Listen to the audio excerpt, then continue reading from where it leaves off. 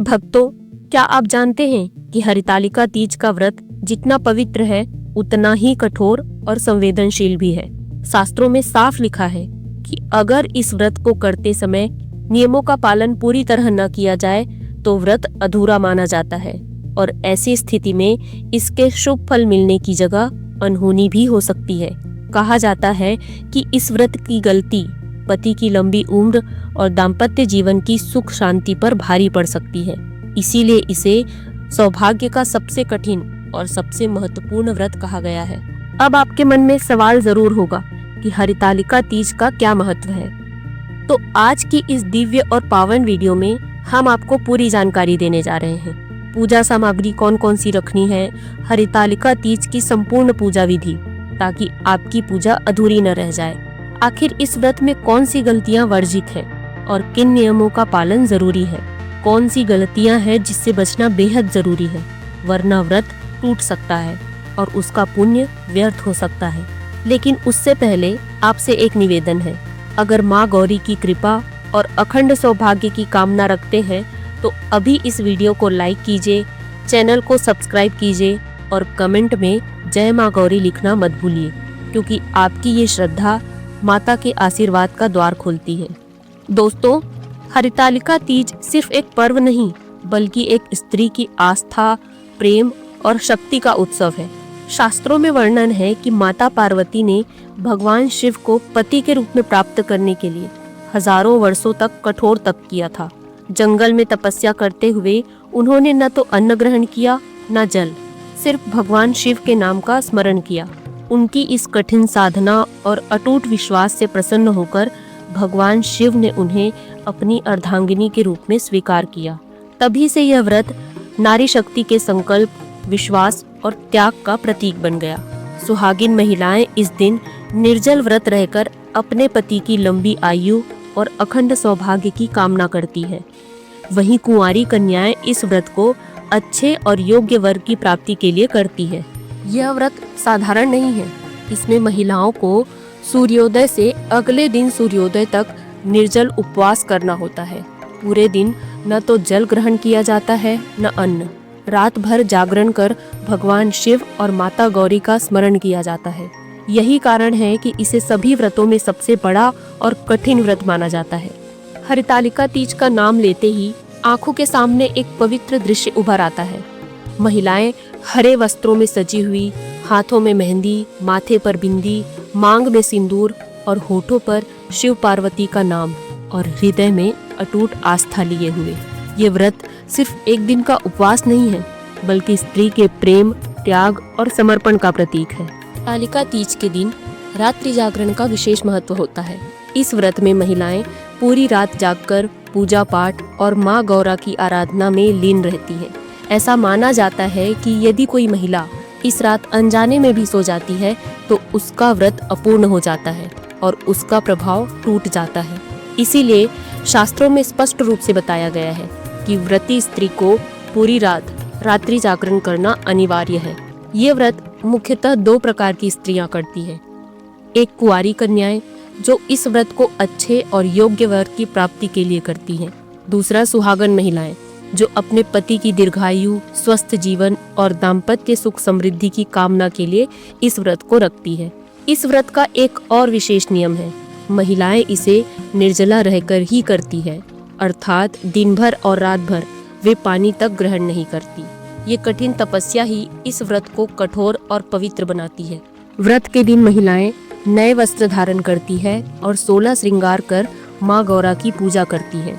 शास्त्रों में कहा गया है कि जैसे 16 श्रृंगार किसी महिला की शोभा और सौंदर्य में 4 चांद लगा देता है, वैसे ही पूजा में भी इसका अपना गहरा महत्व होता है। 16 श्रृंगार करके पूजा करने से देवी गौरा प्रसन्न होती है और व्रती को अखंड सौभाग्य का वरदान देती है। लेकिन भक्तों, ये व्रत जितना पवित्र है उतना ही कठोर भी है। शास्त्रों में स्पष्ट रूप से चेतावनी दी गई है कि यदि किसी महिला की शक्ति इस व्रत को करने की ना हो तो उसे भूल से भी यह व्रत नहीं करना चाहिए, क्योंकि इसके नियमों का उल्लंघन गंभीर फल देता है। मान्यता है कि यदि इस व्रत में पानी ग्रहण किया जाता है तो अगले जन्म में मछली का जीवन मिलता है। यदि फल खाए जाते हैं तो अगले जन्म में बंदरिया का जीवन मिलता है। इस दिन नींद ले लेती हैं तो अगले जन्म में अजगर के रूप में मिलता है। दूध पिया जाता है तो अगले जन्म में सांप का जन्म मिलता है। शक्कर खाई जाती है तो अगला जन्म मक्खी बनना पड़ता है। और मांस का सेवन किया जाता है तो अगले जन्म में शेरनी के रूप में जन्म मिलता है। अन्न का सेवन किया जाता है तो अगला जन्म सुअर के रूप में मिलता है। यानी इस व्रत में तन मन से संयम और पूरी श्रद्धा के साथ नियमों का पालन करना अनिवार्य है, तभी यह व्रत फलदायी होता है और देवी गौरा का आशीर्वाद प्राप्त होता है। हरितालिका तीज की पूजा विधि। दोस्तों, हरितालिका तीज का व्रत महिलाओं के लिए बेहद खास और पावन माना जाता है। इस दिन की पूजा साधारण नहीं होती, बल्कि इसमें हर सामग्री और हर कदम का बड़ा महत्व होता है। कहा जाता है कि अगर इसे विधि पूर्वक किया जाए तो माता पार्वती और भगवान शिव स्वयं प्रसन्न होकर आशीर्वाद देते हैं। इस पूजा के लिए सबसे पहले जो चीज सबसे जरूरी है वो है काली मिट्टी और रेत। इन्हीं से भगवान शिव, माता पार्वती और गणेश जी की छोटी छोटी प्रतिमाएं बनाई जाती हैं। ध्यान रहे कि ये प्रतिमाएं श्रद्धा और साफ मन से बनाई जानी चाहिए, क्योंकि इन्हीं मूर्तियों को पूजा में केंद्र स्थान दिया जाता है। इसके अलावा पूजा की सामग्री में शामिल होती है लाल कपड़ा, केले का पत्ता और फुलेरा, बेलपत्र, शमी पत्र, धतूरा और आंकड़े का फूल, भस्म यानी राख, श्रीफल यानी पानी वाला नारियल, पान का पत्ता और दूर्वा, गेंदा या गुलाब के फूल और उनकी माला, फल, मेवा और मिष्ठान, विशेषकर बेसन से बने प्रसाद, माता पार्वती जी के श्रृंगार का सामान, चूड़ी, बिंदी, सिंदूर, आलता इत्यादि, भगवान शिव के लिए वस्त्र जैसे धोती या गमछा, पूजा के लिए घी, कपूर, सफेद चंदन, रोली, सिंदूर और अक्षत यानी चावल, कलश और गंगा जल, पंचामृत जिसमें दूध, दही, घी, शहद और शक्कर से बना हो, आम के पत्ते, सुपारी, लौंग और इलायची। इन सभी सामग्रियों को इकट्ठा करने के बाद ही पूजा की शुरुआत होती है। पूजा का समय और प्रारंभ। हरितालिका तीज की पूजा प्रदोष काल में ही की जाती है। यह समय संध्या का होता है और माना जाता है कि इसी समय पूजा करने से भगवान शिव और माता पार्वती का विशेष आशीर्वाद मिलता है। सबसे पहले मिट्टी से बनी भगवान शिव, माता पार्वती और गणेश जी की प्रतिमा तैयार की जाती है। फिर फुलेरा को सजाया जाता है, जो फूलों से बना हुआ एक मंडप होता है। यह मंडप एक तरह का छोटा मंदिर ही माना जाता है। महिलाएं इस समय नए वस्त्र पहनती हैं और 16 श्रृंगार करती हैं। यह परंपरा इसीलिए है क्योंकि यह व्रत खास तौर पर सुहागन महिलाओं के लिए अखंड सौभाग्य के लिए किया जाता है। चौकी की तैयारी। अब एक लकड़ी की चौकी या पाटा लिया जाता है और उस पर लाल कपड़ा बिछाया जाता है। लाल कपड़े पर स्वस्तिक का चिन्ह बनाया जाता है और फिर उस पर केले का पत्ता रखा जाता है। यही पवित्र आधार होता है जिस पर शिव, पार्वती और गणेश जी की प्रतिमाएं स्थापित की जाती है। इसके बाद एक कलश की स्थापना होती है। कलश को एक मुट्ठी चावल पर रखा जाता है। कलश पर भी स्वास्तिक बनाया जाता है। फिर उसके अंदर थोड़ा सा गंगा जल, पानी, हल्दी, सुपारी और एक सिक्का डाला जाता है और उसके ऊपर आम के पत्ते रखे जाते हैं और चावल से भरी एक कटोरी रख दी जाती है। इस कलश पर एक दीपक जलाकर स्थापित किया जाता है, जिसे कलश दीप कहा जाता है। कलश स्थापना के बाद भगवान शिव, माता पार्वती और गणेश जी की प्रतिमाओं की पूजा की जाती है। माता पार्वती का श्रृंगार किया जाता है और सुहागिनें अपने सुहाग का सामान, सिंदूर, बिंदी, चूड़ी इत्यादि माता को अर्पित करती हैं। भगवान शिव को धोती या गमछा अर्पित किया जाता है। सभी देवताओं को फूल, भस्म, बेलपत्र और प्रसाद चढ़ाया जाता है। पूजन के बाद हरितालिका तीज की कथा सुनना और सुनाना अनिवार्य होता है। ये कथा ही इस व्रत का हृदय है, जिसमें माता पार्वती का अटूट तप और भगवान शिव को पाने की अद्भुत गाथा सुनाई जाती है। कथा के बाद आरती की जाती है। सबसे पहले गणेश जी की आरती, फिर भगवान शिव की और अंत में माता पार्वती जी की आरती। आरती के बाद देवताओं की परिक्रमा की जाती है और आशीर्वाद प्राप्त किया जाता है। पूजा के बाद पूरी रात जागरण होता है, जिसमें महिलाएं भजन कीर्तन करती है और भगवान शिव पार्वती की महिमा गाती है। व्रत का पारण अगले दिन किया जाता है। अगले दिन सुबह स्नान करके फिर से पूजा की जाती है। माता पार्वती को सिंदूर चढ़ाया जाता है। इसे चढ़ाने के बाद महिलाएं सुहागिन माता से आशीर्वाद स्वरूप सुहाग का वरदान लेती हैं। इसके बाद ककड़ी, खीरा और हलवे का भोग लगाया जाता है। पूजा पूरी होने के बाद प्रसाद ग्रहण करके व्रत का पारण किया जाता है। चलिए अब जानते हैं कि हरितालिका तीज के व्रत में कौन कौन सी गलतियां महिलाओं को भूल से भी नहीं करनी चाहिए। ये व्रत बहुत कठिन और पुण्यदायी माना जाता है। महिलाएं इसे अपने अखंड सौभाग्य, सुख शांति और पति की लंबी उम्र के लिए रखती है। ये व्रत पूरी तरह निर्जल और निराहार किया जाता है। लेकिन कई बार महिलाएं अनजाने में ऐसी गलतियां कर बैठती है जिससे उनका व्रत अधूरा हो जाता है या टूट जाता है। आइए विस्तार से जानते हैं वे कौन सी गलतियां हैं जिन्हें इस पवित्र व्रत में भूल से भी नहीं करना चाहिए। व्रत के दौरान जल या भोजन का सेवन करना। हरितालिका तीज का व्रत पूरी तरह से निर्जल और निराहार होता है। इसका अर्थ है कि व्रत रखने वाली महिला को ना तो पानी पीना है, ना ही फल, दूध, चाय या किसी भी प्रकार का भोजन करना है। यदि व्रती महिला व्रत के बीच में पानी या भोजन ग्रहण कर लेती है तो व्रत टूट जाता है। ऐसे में व्रत का फल नहीं मिलता और माना जाता है कि पति के जीवन पर संकट आ सकता है। इसीलिए ये व्रत वही महिलाएं रखें जो वास्तव में इसे निभाने में सक्षम हो। केवल दिखावे या दबाव में आकर व्रत रखने से उल्टा नुकसान हो सकता है। व्रत के दौरान नींद में सो जाना। हरितालिका तीज में रात्रि जागरण का विशेष महत्व है। व्रती को पूरी रात जागकर माता गौरी और भगवान शिव का स्मरण करना चाहिए। यदि कोई महिला रात में सो जाती है तो ये व्रत अधूरा माना जाता है। इसलिए बेहतर है कि महिलाएं अकेले न होकर समूह में व्रत करें।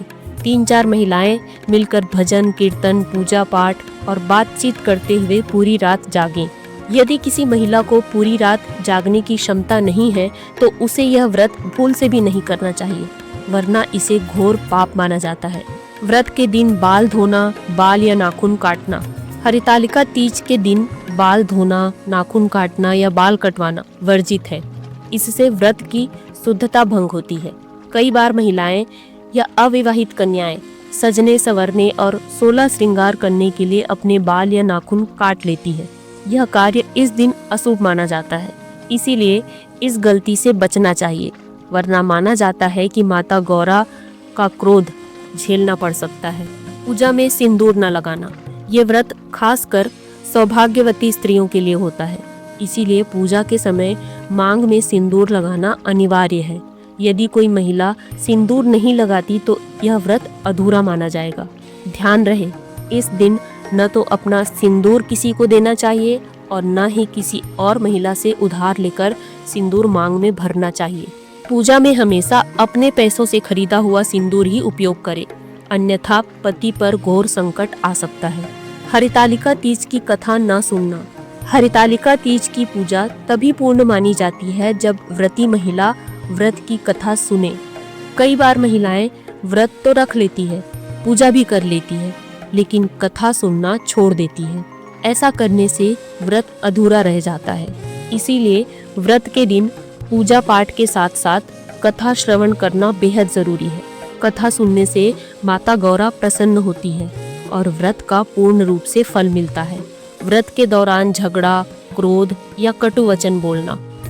व्रत का सबसे बड़ा नियम है कि इसे शांति और पवित्रता के साथ किया जाए। यदि कोई महिला व्रत के समय किसी से झगड़ा करती है, क्रोध करती है, अपशब्द कहती है या अपवित्र विचार मन में लाती है तो व्रत का फल नष्ट हो जाता है। हरितालिका तीज का व्रत केवल शारीरिक तपस्या ही नहीं बल्कि मानसिक शांति और आध्यात्मिक साधना का भी प्रतीक है। इसीलिए इस दिन क्रोध, कटु वचन और नकारात्मक विचारों से दूर रहना चाहिए। हरितालिका तीज का व्रत कठिन होने के साथ साथ अत्यंत फलदायी भी है, लेकिन यदि इन छोटी छोटी बातों का ध्यान नहीं रखा गया तो व्रत का प्रभाव अधूरा रह जाता है। इसीलिए हर व्रती महिला को चाहिए कि वह पूरी निष्ठा, धैर्य और पवित्रता के साथ व्रत करे और इन गलतियों से दूर रहे। मूर्तियों का विसर्जन न करना। हरितालिका तीज की पूजा में मिट्टी से बनी शिव पार्वती और गणेश जी की प्रतिमा स्थापित की जाती है। पूजा संपन्न होने के बाद इन प्रतिमाओं का विसर्जन बहते जल या किसी पवित्र नदी में करना चाहिए। अगर प्रतिमाओं का विसर्जन नहीं किया गया तो पूजा अधूरी मानी जाती है। विसर्जन से पहले रक्षा सूत्र और फूल चढ़ाएं, प्रणाम करें, प्रार्थना करें, फिर श्रद्धा से जल में प्रवाहित करें। व्रत रखने वाली महिला को दिन भर शिव पार्वती का स्मरण करते रहना चाहिए। ओम नमः शिवाय, जय माँ गौरी जैसे मंत्रों का जप, कथा श्रवण और भजन कीर्तन शुभ माने जाते हैं। स्वास्थ्य या विशेष परिस्थितियों में क्या करें? यदि स्वास्थ्य ठीक न हो या कोई विशेष परिस्थिति हो तो व्रत को अपने सामर्थ्य के अनुसार करें, पर भक्ति भाव बनाए रखें। संकल्प शुद्ध होना चाहिए। नियमों का सम्मान करें, जितना संभव हो उतनी विधि पूरी करें और देवी देवताओं से क्षमा याचना अवश्य करें। यही थी हरितालिका तीज व्रत से जुड़ी कुछ महत्वपूर्ण और व्यवहारिक बातें। उम्मीद है सब कुछ साफ साफ समझ में आ गया होगा। अगर फिर भी कोई सवाल बचा है तो बेहिचक कमेंट में लिखिए, हम हर कमेंट का उत्तर जरूर देंगे। अगर ये जानकारी उपयोगी लगी हो तो अभी एक लाइक देकर माता पार्वती और भगवान शिव के प्रति अपनी श्रद्धा जरूर जताएं। जो दर्शक नए हैं वे चैनल को सब्सक्राइब करें और बेल आइकन दबाएं ताकि ऐसी ही ज्ञानवर्धक वीडियोस हम आप तक पहुंचाते रहें। कमेंट में लिखना ना भूलें। जय माँ गौरी, हर हर महादेव।